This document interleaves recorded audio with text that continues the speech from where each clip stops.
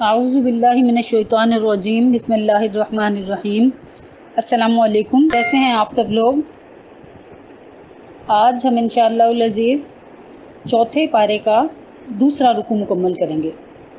چلیے نکالیے آپ لوگ اپنا سبق۔ چھوٹا سا رکوع ہے، کوئی بہت زیادہ لمبا نہیں ہے۔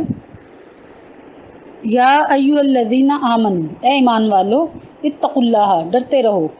کس سے؟ اللہ سے، حق تقاتہ، جیسے اس سے ڈرنا چاہیے، یہ ڈرنے کا حق ہے۔ فلا تموتن الا وانتم مسلمون، اور نہ مرنا مگر یہ کہ تم مسلمانی کی حالت میں ہو یا کہ مسلمان ہو۔ اب یہاں پہ اللہ تعالیٰ نے اس سے جو اگلی آیت ہے اس میں جو ہے مسلمانوں کے اتفاق اور اتحاد کی بات کی ہے، لیکن پہلے ہم تقوی کی بات کر لیتے ہیں کہ حق تقوی کیا ہے۔ حق تقوی یہ ہے کہ اللہ کی اطاعت ہر کام میں کی جائے، یعنی اگر متقی بننا ہے تو کیا کرنا ہے کہ ہر کام میں اللہ کی اطاعت کی جائے، کوئی کام اطاعت کے خلاف نہ ہو، اور اس بات کو ہمیشہ یاد رکھا جائے، کبھی بھولے نہ انسان، نہ اپنی تنہائیوں میں اور نہ محفلوں میں، اور اللہ تعالیٰ کا شکر ہمیشہ ادا کریں اور کبھی نہ شکری نہ کریں۔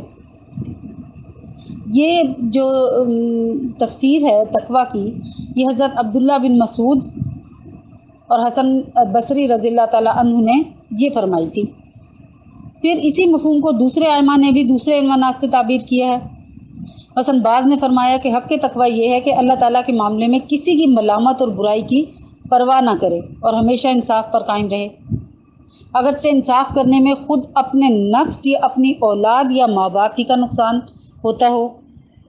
اور بعض نے فرمایا کہ کوئی آدمی اس وقت تک حق تقوی ادا نہیں کر سکتا جب تک کہ وہ اپنی زبان کو محفوظ نہ رکھے۔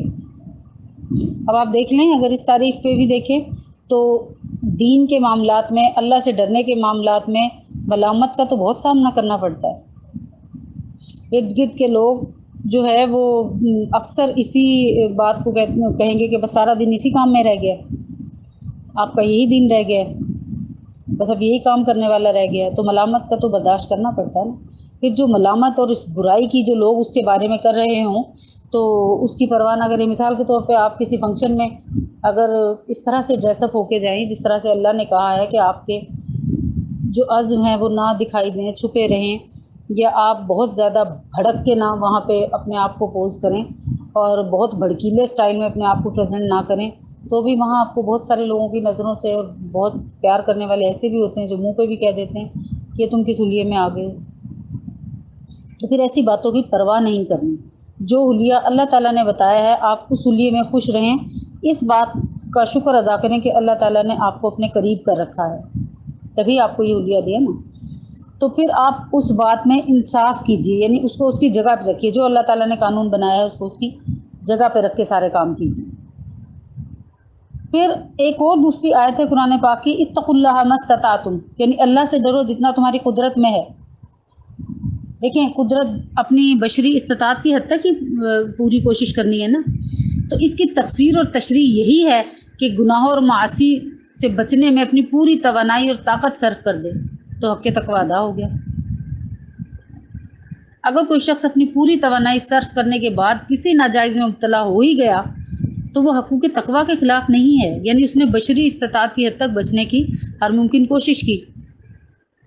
اب رہا یہ معاملہ کہ آیت میں جو یہ حکم ہے کہ تمہاری موت اسلام پر ہی آنی چاہیے، اسلام کے سوا کسی حال میں موت نہ آئے، تو اب یہاں یہ شبہ بھی ہو سکتا ہے عام لوگوں کو، جو نہیں ہونا چاہیے، کہ موت تو بہرحال آدمی کے اختیار میں نہیں ہے نا، کسی وقت کسی حال میں آ سکتی ہے، کیونکہ حدیث کے الفاظ ہیں کما تحبون تموتون وما تموتون تحشرون، یعنی جس حالت میں تم اپنی زندگی گزار دو گے اسی پر تمہیں موت آئے گی، اور جس حالت میں موت آئے گی اسی حالت میں حشر میں کھڑے کیے جاؤ گے۔ تو جو شخص اپنی پوری زندگی اسلام پر گزارنے کا پختہ عزم رکھتا ہو، پھر مقدور بھر اس پر عمل بھی کرتا ہو، تو اس کی موت انشاءاللہ العزیز اسلام پر ہی آئے گی۔ بعض روایت میں آتا ہے، ایک جو حدیث مبارکہ ہے اس کے الفاظ ہیں کہ بعض آدمی ایسے بھی ہوں گے کہ ساری عمر اعمال صالحہ کرتے ہوئے گزر گئی، آخر میں کوئی ایسا کام کر بیٹھے جس سے سارے اعمال ضائع ہو گئے، برباد ہو گئے۔ تو یہ ایسے ہی لوگوں کو پیش آ سکتا ہے جن کے عمل میں اولاً ہی اخلاص اور پختگی نہیں تھی۔ بہرحال اللہ تعالیٰ سے نیک اعمال کے ساتھ ساتھ دعا ضرور کیجیے کہ اللہ تعالیٰ ہمارا خاتمہ ایمان پہ فرمائے۔ ہمارا خاتمہ ایمان پہ، انجام بخیر ہو گیا تو سب بخیر ہے، انجام ہی بخیر نہ ہوا تو کچھ دنیا میں جو کچھ گزارا بس وہ سب یوں ہی گزار دیا، ضائع گیا۔ پھر اگلی آیت میں اللہ تعالیٰ نے وَاعْتَصِمُوا بِحَبْلِ اللَّهِ جَمِيعًا، مضبوطی سے پکڑو اللہ کی رسی سب مل کر، وَلَا تَفَرَّقُوا، اور پھوٹ نہ ڈالو، وَاذْكُرُوا نعمت اللہ، اور یاد کرو احسان اللہ کا، علیکم اپنے اوپر، اذ کنتم اعداء، جب تم آپس میں دشمن تھے، فَأَلَّفَ بَيْنَ قُلُوبِكُمْ، تو ڈال دی تمہارے دلوں میں الفت، فَأَصْبَحْتُمْ بِنِعْمَتِهِ إِخْوَانًا، اب تم ہو گئے اس کے فضل سے بھائی بھائی، وَكُنْتُمْ عَلَى شَفَا حُفْرَةٍ، اور تم تھے کنارے پر کس کے؟ من النار، ایک آگ کے کنارے پر تھے، آگ کے گڑھے کے کنارے پر تھے، فَأَنْقَذَكُمْ، پھر اس نے تم کو اس سے نجات دی، كَذَلِكَ يُبَيِّنُ اللَّهُ، اسی طرح بیان کرتا ہے اللہ، لکم آیاتی ہی، تمہارے لیے اپنی آیتیں، لعلکم تہتدون، تاکہ تم راہ پاؤ، ہدایت پاؤ۔ اب اللہ تعالیٰ نے جو مسلمانوں کی اجتماعی قوت ہے نا، اس کے دو اصول پہلی ان دونوں آیتوں میں بیان فرما دیے۔ پہلی آیت میں تھا اصول تقویٰ، جس کی میں نے کچھ تفسیر آپ کو بتا دی، اور کوئی دوسرا ہے کہ باہمی اتفاق، کہ باہمی اتفاق میں رہو، وَاعْتَصِمُوا بِحَبْلِ اللَّهِ جَمِيعًا، اکٹھے مل کر اللہ تعالیٰ کی رسی کو مضبوطی سے تھام لو۔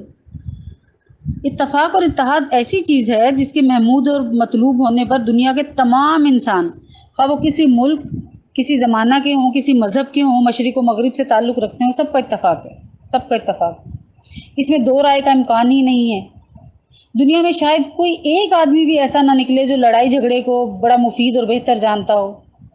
اس لیے دنیا کی ہر جماعت، ہر پارٹی لوگوں کو متفق کرنے کی ہی دعوت دیتی ہے، لیکن دنیا کے حالات کا تجربہ بتلاتا ہے کہ اتفاق کے مفید اور ضروری ہونے پر سب کے اتفاق ہونے کے باوجود یہ رہا ہے کہ انسانیت فرقوں، گروہوں، پارٹیوں اور اس میں بٹی رہی، گروپس میں بٹی رہی۔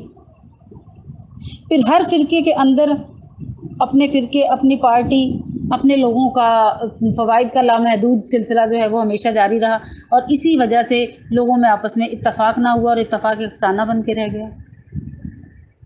وقتی اعراض کے تحت چند آدمی کسی بات پر متفق ضرور ہو جاتے ہیں، لیکن جب وہ غرض پوری ہو جاتی ہے یا وہ جس مقصد کے لیے اتفاق ہوا ہوتا ہے، اگر وہ مقصد پورا نہ ہو، ناکامی ہو جائے، تو پھر کیا ہوتا ہے؟ فوراً اتفاق ختم ہو جاتا ہے۔ نہ صرف اتفاق ختم ہوتا ہے بلکہ عداوتوں کا ایک نیا سلسلہ شروع ہو جاتا ہے۔ تو اگر ان ساری چیزوں پہ غور کیا جائے تو سبب یہ معلوم ہوگا کہ ہر فرقہ، ہر شخص لوگوں کو اپنے خود ساختہ پروگرام پر متحد و متفق کرنا چاہتا ہے۔ اب جو دوسرے لوگ ہیں وہ کوئی اپنا بنایا ہوا نظام پروگرام رکھتے ہیں تو وہ اس پہ متفق ہونے کی بات کرتے ہیں۔ اب لازمی نتیجہ ہے کہ دونوں ایک دوسرے کے پروگراموں سے متفق نہیں ہوتے، اسی لیے جماعتیں، گروپس اور مفادات کا جو ڈفرینس ہے وہ اختلافات کی دلدل میں انسان کو پھنساتا ہے، اور انسانیت کے ہاتھ میں سوائے اس بات کے کچھ نہ آیا کہ مرض بڑھتا گیا جوں جوں دوا کی، یعنی افراتفری قوموں میں، ملکوں میں، دنیا میں پھیلتی ہی چلی گئی۔ تو اس لیے کسی بھی انسانی دماغ کا کوئی منصفانہ اور عادلانہ نظام جو بھی وہ بنائے گا، اس پہ کوئی سارے لوگ اکٹھے نہیں ہو سکتے کبھی بھی۔ تو ضروری ہے کہ کسی انسانی دماغ یا چند انسانوں کے بنائے ہوئے نظام و پروگرام کو دوسرے انسانوں پر تھوپ کر ان سے امید رکھنا کہ وہ سب پر متفق ہو جائیں، یہ عقلاً ناممکن ہے، انصاف کے بھی خلاف ہے، پھر خود فریبی کے سوا اس سے کچھ حاصل نہیں ہوگا۔ اب البتہ رب العالمین کا دیا ہوا نظام پروگرام ضرور ایسی چیز ہے کہ سب انسان اس پر متفق ہو جاتے ہیں، سب، کوئی عقل مند انسان اس سے اصولاً انکار نہیں کر سکتا۔ آپ دیکھ لیں دنیا کی جتنی قومیں ہیں، جس مذہب کی بھی ہیں، جس بھی فیتھ سے ان کا تعلق ہے، فرقہ جو بھی ہے ان کا، اسکول آف تھاٹ جو بھی ہے، کوئی چوری کو، زنا کو، لوٹنے کو، جھوٹ بولنے کو، ماں باپ کے ساتھ برا سلوک کرنے کو، دغا بازی، دھوکہ دینے کو، بددیانتی کو، خیانت کو، یہ سب وہ متفقہ اصول ہیں جو ہر قوم کہتی ہے کہ اس کو اچھا نہیں جانا جاتا۔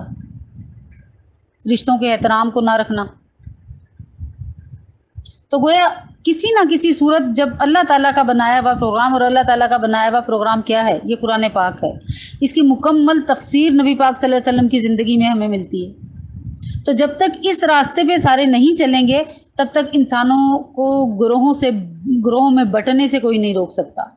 تو گویا اللہ تعالیٰ کی رسی ہے، جو ایک رسی کا ایک سرا جو ہے اللہ تعالیٰ کے ہاتھ میں ہے اور دوسرا سرا ہم انسانوں کے ہاتھ میں، تو کیا ہوتا ہے یہ رسی ٹوٹ نہیں سکتی، اوپر سے تو نہیں ٹوٹے گی نا، ہاں چھوٹ جاتی ہے جب شیطان ہمیں ورگلاتا ہے اور شیطان کے کاموں میں، اس کے باتوں میں، اس کے پروگرامز میں شامل ہو کے ہم اللہ تعالیٰ کے راستے کو بھول جاتے ہیں، تو پھر یہ رسی ہمارے ہاتھ سے چھوٹ جاتی ہے، ٹوٹ نہیں سکتی، اوپر سے اس کا رابطہ کبھی نہیں ٹوٹتا، رابطہ نہیں ٹوٹتا۔ اسی لیے اللہ تعالیٰ سے جس وقت ہم معافی مانگتے ہیں، اپنے گناہوں پہ شرمندہ ہوتے ہیں، اسی وقت اللہ تعالیٰ ہمیں دوبارہ اپنے آپ سے جوڑ لیتا ہے۔ وہ غفور الرحیم ہے، معاف کرنے والا ہے۔ تو گویا تمام اختلافات کو بھلا کے صرف ایک چیز پر ایمان لانا، قرآن پاک کے بتائے ہوئے قانون اور جو منشور زندگی کا قرآن پاک نے دیا ہے اس پہ عمل کرنے سے تمام جو دنیا، جو کائنات ہے، وہ جنت کا نظارہ بن سکتی ہے۔ آپ کچھ ہم مسلمانوں میں سے دیکھیں گے، وہ باقی جو باہر کے لوگ ہوتے ہیں نا، فورن کرسچن ہو گئے، یہودی ہو گئے، ان کی سچائی کے بڑے علمبردار ہوں گے، بڑے معترف ہوں گے کہ وہ لوگ بڑے سچے ہیں۔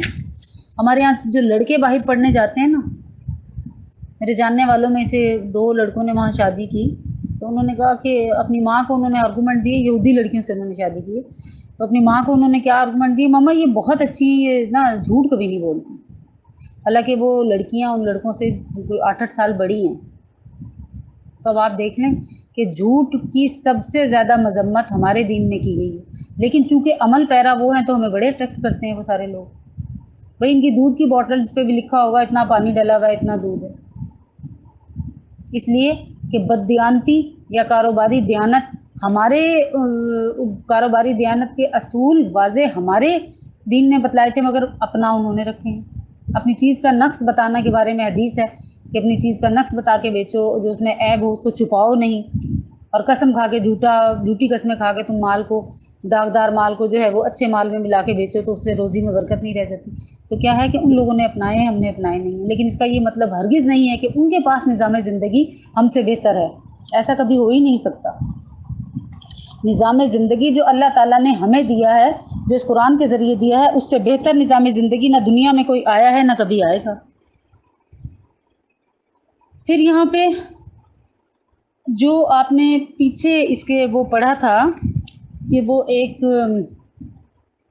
واقعہ تھا نا، جس کی جو شان نزول آپ نے پچھلے اس میں پڑھا تھا کہ وہ بوعاز کی جنگ کا جو قصہ جو چھیڑ دیا تھا اور پھر وہ لڑنے پہ ہو گئے تھے، تو اللہ تعالیٰ نے یہاں دوبارہ اس کا ذکر کیا ہے کہ تمہارے دلوں میں الفت ڈال دی، تم تو پہلے آپس میں دشمن تھے، 120 سال تک آپس میں لڑتے رہتے تھے، تو اللہ نے تمہارے دلوں میں آپس میں محبت ڈال دی۔ سارا ایک حدیث پاک ہے کہ زمین آسمان کا سارا خزانہ بھی خرچ کر دے تو ان کے دلوں میں الفت نہیں ڈال سکتا تھا، مگر اللہ نے ڈال دی۔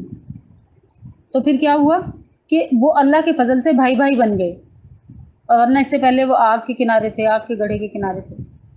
تو اللہ تعالیٰ نے بتایا کہ یہ بھی ایک نشانی ہے، اللہ تعالیٰ کی یہ بھی ایک نشانی ہے کہ یہ باتیں اس قدر کھول کھول کے سنانے سے مقصود یہ ہے کہ ہمیشہ ٹھیک راستے پہ چلتے رہو، ایسی مہلک اور خطرناک غلطی کا پھر کبھی عادہ نہ کرو، نہ کسی شیطان کے اغوا سے استقامت کی راہ کو چھوڑو۔ آپ نے وہاں وہ یاد ہے نا، ابھی پچھلے ہی رکوع میں گزرا تھا کہ وہ سارے جو گروپس تھے وہ ایک دوسرے کے دستوں گریباں ہو گئے تھے، قریب تھا کہ ایک دوسرے کو مار ڈالتے، پھر نبی پاک صلی اللہ علیہ وسلم آگے اور ان کو یاد کروایا کہ میں تم میں موجود ہوں، اور اللہ کے فضل سے تمہیں جو ہے اتنی پرانی دشمنی سے نجات ملی، اور پھر تم اسی دشمنی کی طرف لوٹ رہے ہو۔ چلیے آگے، وَلْتَكُن مِّنكُمْ أُمَّةٌ، اور چاہیے کہ رہے تم میں سے ایک جماعت، يَدْعُونَ إِلَى الْخَيْرِ، جو بلاتی رہے نیک کام کی طرف، وَيَأْمُرُونَ بِالْمَعْرُوفِ، اور حکم کرتی رہے اچھے کاموں کا، وَيَنْهَوْنَ عَنِ الْمُنْكَرِ، اور منع کریں برائی سے، وَأُولَٰئِكَ هُمُ الْمُفْلِحُونَ، اور وہی لوگ ہیں مراد کو پہنچنے والے۔ اب یہاں پہ اللہ تعالیٰ نے اس کا جو ہمارا جو فریضہ ہے نا، امت وسط کو جو اللہ تعالیٰ نے ایک فریضے اس کے ذمہ لگایا ہے کہ وہ اچھی بات کا پرچار کرے اور بری بات سے منع کرے۔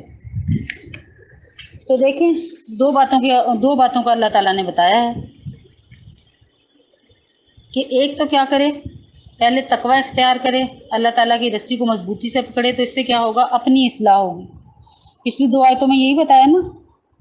پھر دوسری کیا ہے کہ دعوت و تبلیغ کے ذریعے دوسروں کی اصلاح کرنی۔ گویا ان دونوں آیتوں کا خلاصہ یہ ہوا کہ خود اپنے اعمال اور اخلاق کو اللہ تعالیٰ کے بھیجے ہوئے قانون کے مطابق درست کرو، پھر اپنے دوسرے بھائیوں کے اعمال کو درست کرنے کی فکر بھی رکھو۔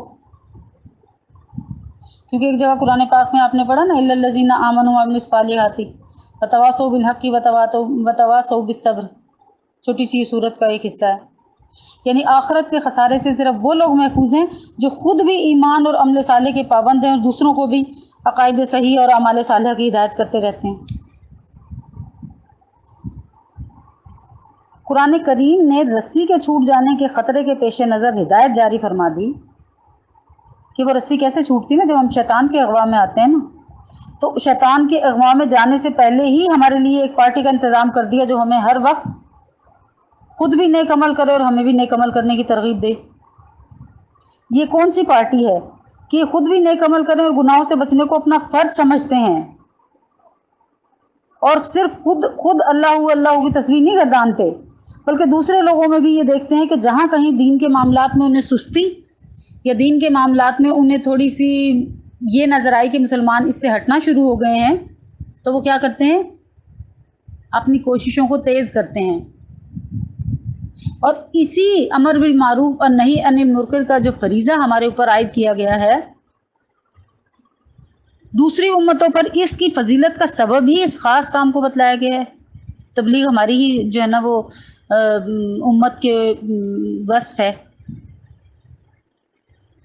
نبی پاک صلی اللہ علیہ وسلم کے بے شمار ارشادات ہیں جو ترمذی میں، ابن ماجہ میں ہیں، مختلف عنوانات کے تحت، کہ قسم ہے ذات کی جس کے قبضے میں میری جان ہے، تم ضرور عمل بالمعروف و نہی عن المنکر کرتے رہو، ورنہ قریب ہے کہ اللہ تعالیٰ گنہگاروں کے ساتھ تم سب پر بھی اپنا عذاب بھیج دے۔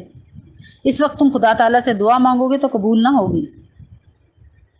ایک بستی پہ جو ہے فرشتوں کو بھیجا گیا قہر نازل کرنے کے لیے، عذاب نازل کرنے کے لیے، تو فرشتوں نے کہا کہ اللہ تعالیٰ اس میں نا ایک بندہ ایسا ہے جو پلک جھپکنے کی مقدار بھی تیری یاد سے غافل نہیں ہے، یعنی اتنی نیکیاں کرتا ہے، اتنا ہر وقت تیری تسبیح بیان کرتا ہے، تیری حمد و ثنا بیان کرتا ہے، اس نے کوئی گناہ کیا ہی نہیں ہے، تو وہ بھی اس بستی میں ہے، تو یا اللہ تعالیٰ پھر بستی کو تباہ کرنا ہے تو وہ بھی تباہ ہو جائے گا، اسے تو نہیں تباہ کرنا نا۔ اللہ میں نے کہا سب سے پہلے اسے ہی تباہ کرو، اس لیے کہ وہ خود تو لگا رہا لیکن بستی والوں کی طرف سے آنکھیں بند کر کے بیٹھا رہا۔ تو صرف اللہ کی رسی کو مضبوطی سے خود نہیں پکڑنا بلکہ دوسروں کو بھی اس راستے کی طرف چلانا ہے۔ ایک اور حدیث میں ہے، یعنی تم میں سے جو شخص کوئی گناہ ہوتا دیکھے تو اس کو چاہیے کہ اپنے ہاتھ سے اور قوت سے اس کو روک دے، اگر یہ بھی نہ کر سکے تو زبان سے روکے، اور اگر یہ بھی نہ کر سکے تو کم سے کم دل میں اس فعل کو برا جانے، اور یہ ادنا ترین درجہ ایمان کا ہے۔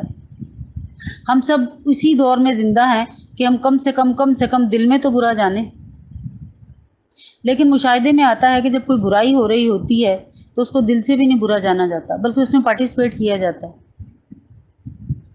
مثال کے طور پہ کہیں کوئی بیہودہ تھرکتے جسموں کا مظاہرہ ہو رہا ہے تو باقی لوگ سیٹیاں بجا کے، تالیاں بجا کے اس کو بڑھاوا دے رہے ہوتے ہیں۔ اسی طرح شادی بیاہ کے موقع پر جب غیر اسلامی رسمیں ہو رہی ہوتی ہیں تو باقی جو ہے وہ برادری یا ہم جیسے جو لوگ ہوتے ہیں، جو خواتین گئی ہوئی ہوتی ہیں، وہ بعد میں فیڈ بیک دے رہی ہوتی ہیں، بہت مزہ آیا، بہت انجوائے کیا، اور جس وقت وہ میوزک چل رہا ہوتا ہے تو کوئی ایک بھی یہ کہنے والا نہیں ہوتا کہ اس میوزک کو بند کر دیں، آہستہ ہی کر دیں، کان پڑی سنائی نہیں دیتی، اتنی دھماک کے ساتھ وہ بج رہا ہوتا ہے ڈیک کہ دل دہل کے جا رہے ہوتے ہیں، آپس میں کوئی ملاقات ہی نہیں ہوتی اب شادیوں میں، صرف آپ چہرے دیکھ سکتے ہیں، آپ دعا سلام اشاروں سے کر سکتے ہیں، وہاں پتہ ہی نہیں چل رہا ہوتا آپ نے کیا کہا، دوسرے نے کیا سنا۔ لیکن ہم تو اس کو روک نہیں سکتے نا، اگر آپ شادی میں اس طرح روکیں گے تو کیا ہوگا، فساد پیدا ہو جائے گا نا۔ تو آپ روک نہیں سکتے تو دل سے تو برا جانیں، ہم دل سے بھی نہیں برا جانتے بلکہ اس کا پارٹ بنتے ہیں۔ قرآن پاک کی ایک آیت آپ پڑھیں گے جس کا مفہوم میں آپ کو بتا رہی ہوں کہ جب تو دیکھے کہ کوئی جہاں شاعر اللہ کا یا دین کے کاموں کا مذاق اڑایا جا رہا ہو تو وہاں سے اٹھ کے چلا جائے، ورنہ تو بھی انہی میں شامل ہو جائے گا۔ تجھے بھی انہی میں شمار کیا جائے گا۔ ہاں جب وہ کسی دوسری بات میں مشغول ہو جائیں تو پھر ان میں ٹھہرنا بہتر ہے، اور اگر تجھے بھول جائے وہاں سے اٹھنا تو جب یاد آ جائے جب اٹھ جا۔ یہ میں مفہوم آپ کو بتا رہی ہوں، ابھی آپ پڑھیں گے اس آیت کو تو آپ دیکھیے کہ اپنے اپنے دل پہ ہاتھ رکھ کے سوچئے، دیکھیے کہ ہم سب اس میں کتنا کتنا حصہ ڈالتے ہیں۔ بہرحال اوپر کی تمام جو میں نے آپ کو حدیث اور آیات بیان کی ہیں ان سے ثابت یہی ہوا ہے کہ امر بالمعروف اور نہی عن المنکر کا جو فریضہ ہے وہ امت کے ہر فرد پر لازم ہے، البتہ اپنی اپنی استطاعت کی حد تک۔ مثال کے طور پہ آپ کو کسی بات کا علم ہی نہیں ہے تو آپ کیسے آگے علم کو پھیلائیں گے؟ تو جتنا جس نے سیکھ لیا ہے کنفرم جس کو پتہ ہے وہ اتنی ہی بات آگے بتائے۔ پھر ہر کام جو ہے وہ استطاعت و قدرت ہر بندے کی فرق ہوتی ہے۔ کوئی اچھا بول کے اچھے لفظوں میں سمجھا کے کسی کو قائل کر سکتا ہے، کوئی غسیلہ ہے، کوئی کسی کا لہجہ درست نہیں ہے تو وہ ہرگز یہ اس کو چھیڑنے کی کوشش نہ کرے، اس سے وہ مزید بددل بدظن ہوں گے دین سے۔ پھر چوٹ کس وقت لگانی ہے؟ جس وقت لوہا گرم ہو۔ فضول میں لوہا کوٹتے رہیں گے تو اس سے کچھ نہیں ہوتا، وہ مولڈ نہیں ہونے والا۔ لوہا کا گرم ہونے کا انتظار کریں، گرم ہونے کے اوپر اس کو چوٹ لگانی ہے، تب وہ مولڈ ہوگا آپ کی حسب منشا۔ تو آپ نے یہ کام انتہائی حکمت سے کرنا ہے۔ جو سامنے بیٹھا ہوا ہے، اگر آپ کسی برائی کا، وہ برائی جو اس میں موجود ہے، اول تو اس برائی کو آپ نے ڈسکس ہی نہیں کرنا، اور اگر آپ کرنا بھی چاہتے ہیں تو کسی دوسرے پہ ڈال کے کہ فلاں شخص نے ایسا کیا تھا۔ نبی پاک صلی اللہ علیہ وسلم صحابہ سامنے بیٹھے ہوتے تھے، اگر ان میں سے کسی کی کوئی بات کرنی ہوتی تھی تو اس کا نام لے کے اس کو ذلیل کر کے محفل میں نہیں بتاتے تھے کہ فلاں نے فلاں کام کیا، بلکہ کہتے تھے کہ لوگ اس طرح بھی کرتے ہیں۔ تو جس کے متعلق بات ہو رہی ہوتی تھی اس کو سمجھ آ جاتی تھی، وہ اپنی درستگی کر لیتا تھا۔ غائب کے صیغے میں بات کو سمجھانے کی کوشش کیجیے، اور اگر اپنے آپ کو کسی ذلت پہ پیش کرنا ہو تو اپنے آپ کو پیش کیجیے۔ مثال کے طور پہ آپ خود کسی کو روکنا ہے کہ آپ نے ہاف سلیو پہننے سے یا بے پردہ ہونے سے روکنا ہے، تو آپ اس کو یہ بات کہہ سکتی ہیں کہ پہلے میں بے پردہ پھرتی تھی تو مجھے نا بڑے پرابلم تھے، میں نے جس دن سے ابایا پہنا میں تو سکون میں آ گئی ہوں، بھئی ابایا کے بہت فائدے ہیں، بجائے اس کے کہ آپ جو سامنے بیٹھا ہوا ہے اس کو کہیں کہ آپ بے پردہ پھر رہی ہیں نا، 10 بندوں نے آپ کو دیکھا ہوگا۔ نہیں، ایسے نہیں کرنا۔ یہ تبلیغ کا کام انتہائی حکمت سے کرنے کا ہے۔ پھر آپ کو سب سے پہلے اس کا علم ہونا چاہیے، اپنی ناواقفیت کی بنا پر کسی حلال کو حرام اور حرام کو حلال کے درجے میں نہ لے کے آئیں، یہ بہت بڑی بات ہے۔ پھر کچھ اللہ تعالیٰ نے اس میں یہ بھی رعایت دے رکھی ہے کہ امر بالمعروف کا ایک درجہ ہے کہ وہ ایک مسلمانوں کی خاص جماعت ہونی چاہیے، اس کا وظیفہ یہی ہو کہ وہ اپنے قول اور عمل سے لوگوں کو قرآن و سنت کی طرف بلائے، اور جب لوگوں کو اچھے کاموں میں سست یا برائیوں میں مبتلا دیکھے تو اس وقت بھلائی کی طرف متوجہ کرنے اور برائی سے روکنے پر اپنی مقدور کوشش کرے، کوتاہی نہ کرے۔ اب چونکہ ظاہر ہے کہ جب تک آپ کو مسائل کا پورا علم نہ ہو، امر بالمعروف کو مؤثر بنانے کے آداب اور طریقے بھی سنت کے مطابق معلوم نہ ہو، اس وقت تک آپ مکمل طور پر اس کام کو کرنے کا فریضہ انجام مت دیں، سامنے فرنٹ لائن پہ مت آئیں۔ اس کے لیے اپنے آپ کو پہلے تیار کیجئے کہ ہر طرح کی دعوت الی الخیر یعنی امر بالمعروف اور نہی عن المنکر کے اپنے آپ کو پہلے اہل بنائیے۔ اسی لیے اللہ تعالیٰ نے ایک آیت میں کہا نا کہ چاہیے کہ تم میں سے ایک جماعت وَلْتَكُن مِّنكُمْ أُمَّةٌ يَدْعُونَ لِلْخَيْرِ، کہ ہونی چاہیے نا تم میں سے ایک جماعت جو خیر کی طرف بلایا کرے اور برائی سے روکا کرے۔ ہم یہاں پر بہت سارے معاشرے میں نا فساد کا باعث بھی بنتے ہیں، تو اس باہمی جنگ و جدل کو شروع نہیں کرنا ہے، بلکہ حکیمانہ لہجے میں حکمت کے ساتھ مناسب وقت پہ آپ نے اس بات کی دعوت دینی ہے کہ کون کیا غلط کر رہا ہے، یہ عمومی بات کرنی ہے، جو سامنے بیٹھا ہے اس کے اوپر ڈال کے بات نہیں کرنی۔ اچھا جی، آگے آئیے۔ وَلَا تَكُونُوا كَالَّذِينَ تَفَرَّقُوا، اور مت ہو ان کی طرح جو متفرق ہو گئے، وَاخْتَلَفُوا مِن بَعْدِ مَا جَاءَهُمُ الْبَيِّنَاتُ، اور اختلاف کرنے لگے بعد اس کے کہ پہنچ چکے ان کو واضح حکم، وَأُولَٰئِكَ لَهُمْ عَذَابٌ عَظِيمٌ، اور ان کے لیے بڑا عذاب ہے۔ اب آپ دیکھیے یہاں پر اس آیت میں اللہ تعالیٰ نے مسلمانوں کو کہا کہ تم یہود و نصارہ کی طرح مت بنو، جو اللہ تعالیٰ کے صاف احکام پہنچنے کے بعد بھی محض اپنی خواہشات یا اپنی نفسانی خواہشات کی پیروی کر کے اصول شرع میں متفرق اور مختلف فرقوں میں جو بٹ گئے۔ تو آخر فرقہ بندیوں سے کیا ملا ان کو؟ ان کا مذہب اور قومیت جو ہے وہ تباہی ہو گئی اور سب کے سب عذاب الہی کے نیچے آئے۔ اب اس آیت میں ان اختلافات اور فرقہ بندیوں کا مذموم اور مہلک ہونا تو معلوم ہو گیا، جو شریعت کے صاف احکام آنے کے باوجود بھی پیدا ہو جاتے ہیں۔ مگر افسوس کی بات یہ ہے کہ آج مسلمان کہلانے والوں میں بھی سینکڑوں فرقے شریعت اسلامیہ کے صاف اور صریح اور مسلم اور محکم اصول سے الگ ہو کر انہوں نے اختلاف ڈال کر اس عذاب کے نیچے آئے ہوئے ہیں۔ لیکن اس ساری بات کا یہ مطلب ہرگز نہیں ہے کہ آپ قرآن سے رجوع چھوڑ دیں، اللہ والوں سے تعلق ختم کر دیں۔ جو اختلافات مسلمانوں میں آپس میں ہیں وہ کفر اور شرک کے اختلافات نہیں ہیں کہ ایک کو مانیں گے تو آپ کفر میں مبتلا ہو جائیں گے یا شرک میں مبتلا ہو جائیں گے، دوسرے کو مانیں گے تو آپ مسلمان ہو جائیں گے۔ ایسے اختلافات نہیں ہیں، وہ چھوٹے چھوٹے اختلافات ہیں جو اس مذہب کو اللہ تعالیٰ نے زندہ رکھنے کے لیے کیے ہوئے ہیں، کیونکہ نبی پاک صلی اللہ علیہ وآلہ وسلم اپنی حیات طیبہ میں کچھ عمل کرتے تھے جو صحابی ان سے اس وقت ملے، انہوں نے اس عمل کو اپنا دلیل بنا لیا اور دوبارہ زندگی میں کبھی نہیں ملے۔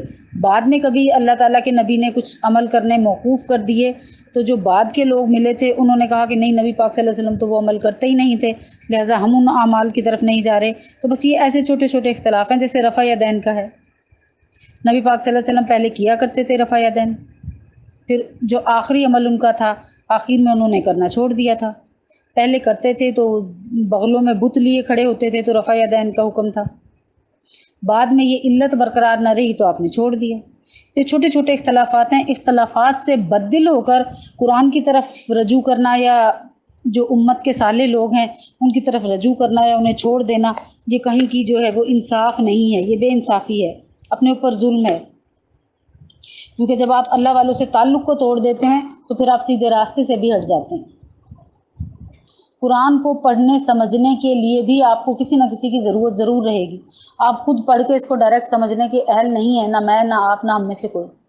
اس کو سمجھنے کے لیے کتنے ڈھیر سارے علوم کی ضرورت ہوتی ہے، وہ سب کے سب ہم نہیں پڑھے ہوئے، تو لہٰذا اس کو آپ پڑھ سکتے ہیں، آپ سب پڑھے لکھے ہیں، آپ اس کو پڑھیے، اس کی تفاسیر لکھی ہوئی ہیں وہ ان کو پڑھیے، لیکن کوئی نتیجہ اخذ کرنے کی کوشش نہ کیجیے، مسائل اخذ کرنے کی کوشش نہ کیجیے۔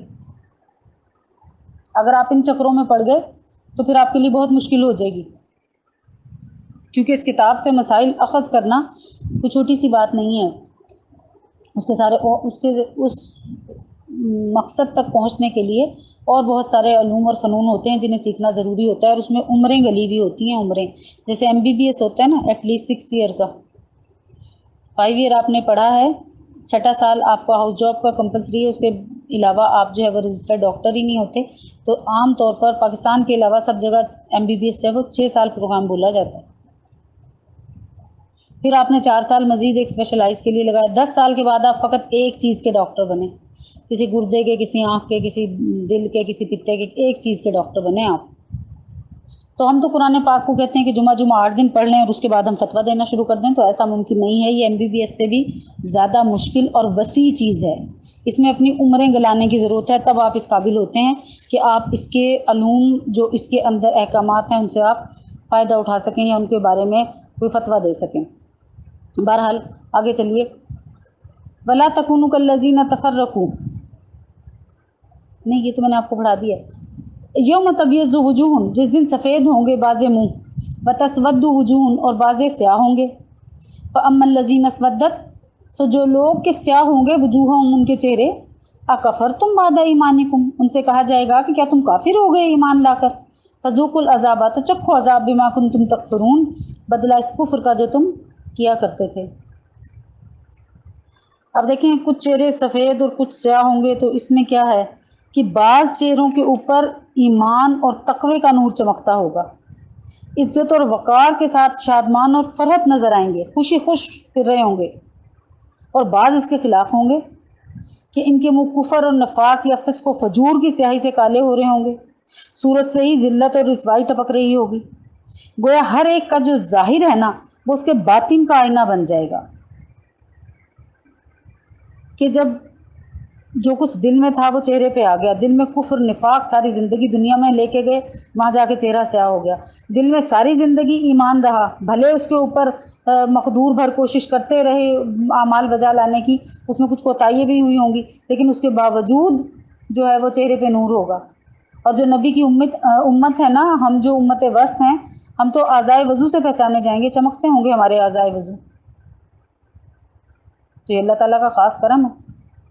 تو دل میں ایمان کا نور اتنا بھر لیجئے کہ قیامت کے دن ہم اس سطر میں شامل ہو جائیں جس میں اللہ تعالیٰ نے یہ کہا ہے کہ چہرے بازوں کے جو ہیں وہ چمکتے ہوں گے.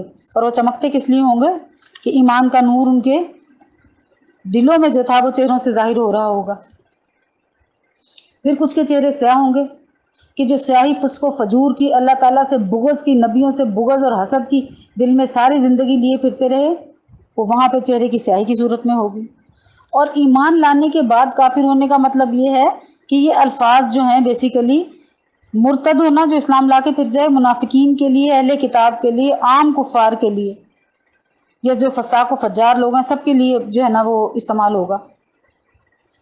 زبان سے ایمان لانے کے بعد دعویٰ کرنے کا مطلب یہ ہے کہ تم زبان سے تو ایمان لے آئے اور بعد میں دل سے کافر رہے, جیسے منافق تھے. پھر اہل کتاب جو تھے وہ اپنے نبیوں اور کتابوں پر ایمان لانے کے مدعی تو ہیں, جس کا مطلب یہ ہے کہ ان کی سب بشارتوں میں جو نبی کریم صلی اللہ علیہ وسلم سے متعلق تھی ان کو تسلیم کریں, ان کی ہدایات کے موافق رسول اللہ صلی اللہ علیہ وسلم پر ایمان لائیں, مگر وہ انکار میں سب سے آگے رہتے ہیں. وہ اپنے نبی اور کتاب پر ایمان لانے کے بعد کافر بن گئے. لیکن کیا ہے یہ؟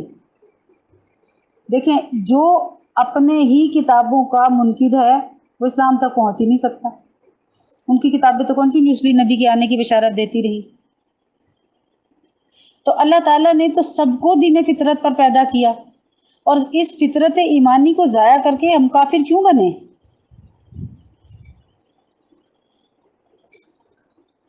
میں نے آپ کو بتایا تھا نا, الستو بربکم کا عہد لیا ہوا ہے تمام جو ہے وہ روحوں سے. تو جب الستو بربکم کا عہد ہم کر کے آئے ہیں تو پھر نبی پاک صلی اللہ علیہ وسلم کو کیوں نبی نہیں مانا ان لوگوں نے؟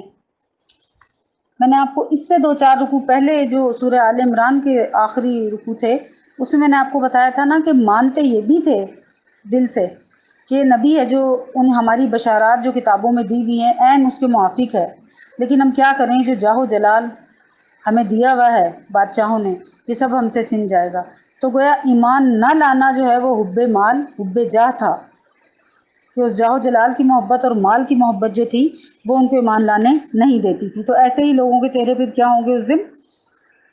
سیاہ ہوں گے. کس وجہ سے ہوں گے؟ بما کنتم تکفرون, بدلہ اس کفر کا جو تم کرتے رہے. وَأَمَّا الَّذِينَ ابْيَضَّتْ, اور وہ جو لوگ کے سفید ہوئے وجوہم ان کے منہ, ففی رحمت اللہ, تو وہ اللہ کی رحمت میں ہوں گے. ہم فیہا خالدون, ہمیشہ اسی میں رہیں گے. یعنی کہاں رہیں گے؟ جنت میں رہیں گے. کیونکہ جنت محض عمل سے نہیں ملتی, عمل کے بعد اللہ کی رحمت سے ملتی ہے, اور یہی وہ جگہ ہے جہاں اللہ تعالیٰ نے ہر قسم کی رحمت کے سامان مہیا کیے ہیں, ہر قسم کی. اب کوئی اگر یہ سوچ لے نا کہ محض اللہ کی رضا سے ملنی ہے تو عمل بیکار ہیں, تو یہ بھی غلط بات ہے. اللہ تعالیٰ نے اعمال کی فہرست دے کے ہی ہمیں دنیا میں بھیجا. ان اعمال کو بجا لائیں مقدور کوشش کر کے, اس کے بعد معاملہ اللہ پہ چھوڑ دیں. تو کسی نبی کو بھی جنت جو ہے نا وہ اس کے عمل کی بدولت نہیں ملے گی. انبیاء بھی جنت میں, نبی پاک صلی اللہ علیہ وسلم نے فرمایا تھا کہ میں بھی سوائے اللہ کی رحمت کے جنت, کوئی نبی پاک صلی اللہ علیہ وسلم کی حدیث کے الفاظ ہیں کہ کوئی شخص جنت میں اللہ کی رحمت کے علاوہ نہیں جا پائے گا. تو صحابہ نے عرض کیا آپ بھی؟ تو آپ نے فرمایا ہاں میں بھی. اللہ کی رحمت اگر مجھ پہ نہ ہو تو میں بھی جنت میں نہیں جا سکوں گا. تو گویا اپنے اعمال کو تو بجا لائیے نا, جو کچھ ہماری ڈیوٹی ہے اس کو تو ادا کیجئے نا, اس کے بعد اللہ کی رحمت کے امیدوار بنیے. ایسا نہیں کرنا چاہیے کہ ہر قسم کے جو اللہ تعالیٰ نے کھلے قوانین, کھلا پرچہ ہمیں بتا کے بھیج رکھا ہے قبر کے سوالوں کا اور آخرت کے سوالوں کا, اس میں تو ہم کبھی نظر ہی نہ دوڑائیں. بس اللہ معاف کر دے گا, اللہ معاف کر دے گا, اللہ معاف کر دے گا. شیطان کے اس دھوکے میں ہم رہتے, ہر گناہ کو کرتے جائیں, گناہوں کا ڈھیر زمین سے آسمان تک لگا لیں, اور کبھی توبہ کی بھی توفیق نہ ہو ہمیں, تو پھر رحمت کی امید بھی چھوڑ دیں, کیونکہ وہ قہار بھی ہے, غفار بھی ہے.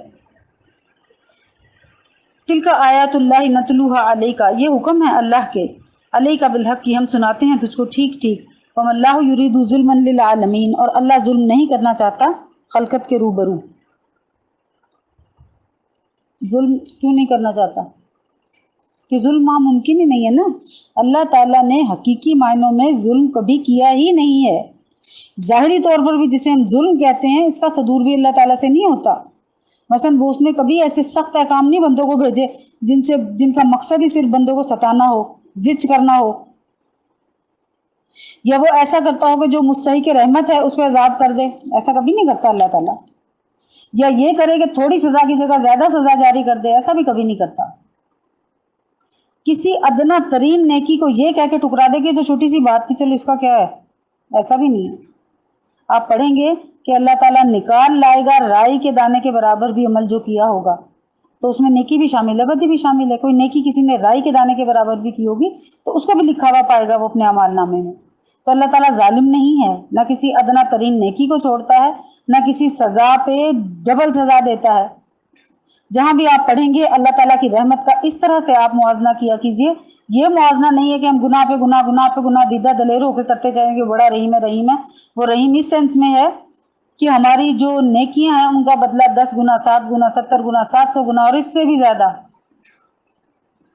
اور جو برائی ہے وہ بھی آپ قرآن کی آیت ہی پڑھ لیں گے، اس میں کسی مولوی سے بھی پوچھنے کی ضرورت نہیں ہے۔ جب آپ پڑھیں گے ترجمہ آپ کو کلیئر بالکل لکھا ہوا نظر آئے گا کہ وہاں پہ یہ لکھا ہوا ہے کہ برائی کا بدلہ صرف مثل اتنی ہی، یعنی جتنا وہ کر کے آیا ہے اسی کی مثل اس کو بدلہ دے دیا جائے گا۔ تو اللہ تعالیٰ جو ہے وہ ظالم نہیں ہے، وہ جو بھی معاملہ کرتا ہے عین حکمت کو سامنے رکھتے ہوئے کرتا ہے۔ یہ اس کی حکمت کا متقاضی وہ معاملہ ہوتا ہے جس میں وہ یہ حکمت لگاتا ہے، وہ ہم پہ ظلم نہیں کرتا کسی بھی قسم کا۔ آگے چلیے، تلک آیات اللہ نتلوہا، یہ حکم ہے اللہ کا، علیہ کا بالحق کی ہم سناتے ہیں تجھ کو ٹھیک ٹھیک۔ وَمَا اللَّهُ يُرِيدُ ظُلْمًا لِلْعَالَمِينَ، اور اللہ ظلم نہیں کرنا چاہتا خلقت پر۔ وَلِلَّهِ مَا فِي السَّمَاوَاتِ وَمَا فِي الْأَرْضِ، اور اللہ ہی کا ہے جو کچھ آسمانوں اور زمین میں ہے۔ وَإِلَى اللَّهِ تُرْجَعُ الْأُمُورُ، اور اللہ ہی کی طرف رجوع ہے ہر کام کا، یعنی تمام کام جو ہیں وہ اللہ تعالیٰ کی طرف ہی لوٹائے جائیں گے۔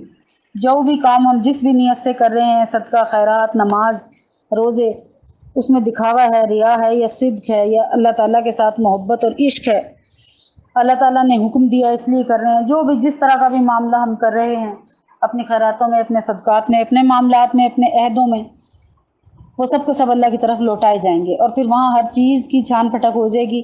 ہر چیز اپنی جو ہے نا وہ ایچی بیچی کے ساتھ، ایک لفظ ہے نا ایچی بیچی، بھی اس نے بتا دی، وہ ایچی بیچی کے ساتھ وہاں پہ بولے گی، اور ہمارے جو جسم کے اعضاء ہیں وہ خود ہمارے خلاف بولیں گے، ہمارے جلد، ہمارے ناخن، ہمارے بال ہمارے جلد ہمارے خلاف بولیں گے کہ ہم نے حکم انہیں دیا تھا کہ یہ برا کام کرو۔ تو جب سارے کام اللہ کی طرف لوٹائے جانے ہیں تو ہم اپنے کاموں کو یہیں سے ہی درست کر لیں، یہی سوچ کے کر لیں کہ ہر کام کا رجوع تو اللہ ہی کی طرف ہے، رجوع اللہ ہی ہے، تو ہم اللہ سے بھاگ کے کہاں جائیں گے؟ تو اپنے آپ کو اللہ تعالیٰ کے بتائے ہوئے قانون اور قاعدے کے مطابق ہی کیوں نہ ڈھال لیا جائے۔ اللہ تعالیٰ مجھے اور آپ کو اس کے بتائے ہوئے قانون کے مطابق زندگی گزارنے کی توفیق عطا فرمائے، آمین۔ وآخر دعوانا ان الحمد للہ رب العالمین۔